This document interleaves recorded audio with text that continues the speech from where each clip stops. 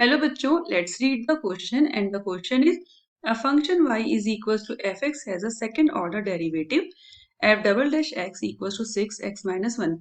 If its graph passes through the point 2 and 1 and at that point the tangent to the graph is y equals to 3x minus 5, then the function is, we have given 4 options, we have to tell which option is correct. देखिए सबसे पहले second derivative की अगर बात करें तो f double dash x equals to 6x minus 1 given है and also it is given कि y is equal to f x. ठीक है, अब हम क्या करेंगे, इसको क्या लिखा जा सकता है, डबल डेरिवेटिव को d2y by dx2, क्योंकि इक्वेशन x के रेस्पेक्ट में है, will be equal to 6 of x minus 1. अब हम क्या करेंगे, दोनों तरफ इंटीग्रेट कर देंगे. इंटीग्रेट करने से d2y by dx2 की जगह हमें single derivative dy by dx मिल जाएगा. ठीक है, तो इसको जब हम डिफरेंशिएट करेंगे तो dy by dx will be equal to, हमने क्या किया, 6 को मल्टीप्लाई कर दिया, 6x हो जाएगा माइनस 6, फिर 6x का differential integration 6x square by 2 और फिर माइनस 6x का माइनस 6x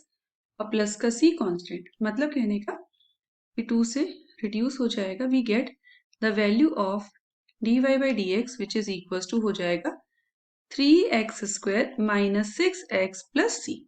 अब हमें पॉइंट्स ऑलरेडी क्वेश्चन में गिवन है, तो हम लिख सकते हैं dy by dx first derivative eight point 2 and 1. ठीक है, तो जब वैल्यू पुट कर देंगे 3 इंटू 2 का square minus 6 into 2 plus constant कितना हो जाएगा, 2 का स्क्वायर 4, 4 3 से 12 माइनस 6 2 से 12 प्लस कॉन्स्टेंट. अब ये तो कैंसिल आउट हो गया, बचा क्या, सिर्फ बचा c. ठीक है, अब एक चीज और है कि हमें और इक्वेशन गिवन है ये वाली स्लोप वाली, which is y is equal to 3x minus 5. जब आप इसका कंपैरिजन करेंगे y is equal to m x plus c से, y equal to m x plus c, m क्या होता है, स्लोप होता है. जब हमने कंपेयर किया तो we get the value of m is 3. अब देखिए इस इक्वेशन का और इस फंक्शन का स्लोप इक्वल हो जाएगा, सो यू कैन से कि c की वैल्यू कितनी आ जाएगी, c की वैल्यू आ जाएगी 3. ठीक है, अब हमारे पास c की वैल्यू भी आ गई. अब हम क्या करेंगे फर्दर इसको सॉल्व करने के लिए, पॉइंट क्या 2 1 और y की वैल्यू एफ एक्स है, तो अब हम लिख सकते हैं इसको equation y is equals to, देखिए अब हम जो ये इक्वेशन है हमारे पास dy बाई डी एक्स वाली पहले लिख लेते हैं, it will be 3x square और ये आई है माइनस का 6x और प्लस c, मतलब कांस्टेंट की जगह 3. अब हम अगेन इसको जब इंटीग्रेट कर देंगे तो बेनिफिट क्या होगा, जब इसको अगेन इंटीग्रेट करेंगे तो हमें y एफ एक्स की वैल्यू आ जाएगी. ठीक है, तो अब दोबारा इंटीग्रेट करते हैं तो क्या मिलेगा, देखिए y हो जाएगा एक्स क्यूब, क्योंकि 3x क्यूब बाई 3, 3 से 3 कैंसिल आउट हो गया, और माइनस 6x, तो माइनस का 6x स्क्वायर बाई 2, 2 से 6 कैंसिल होगा तो माइनस का 3x स्क्वायर और सिर्फ 3 का इंटीग्रेशन 3x हो जाएगा प्लस इंटीग्रेशन कांस्टेंट c.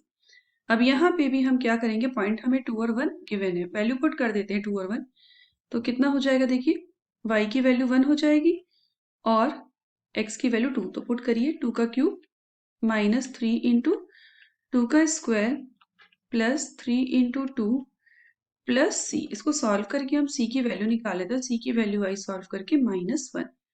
अब c की वैल्यू -1 आ गई, फंक्शन हमारे पास y is equal to f x था, तो लिख सकते हैं y is equal to f x और इक्वेशन क्या है, x cube minus 3x square plus 3x और क्या करेंगे c की जो वैल्यू पुट कर देते हैं -1. ठीक है, अगर आप देखें तो ये क्या बन रहा है, एक आइडेंटिटी बन रही विच इज x माइनस 1 का होल क्यूब.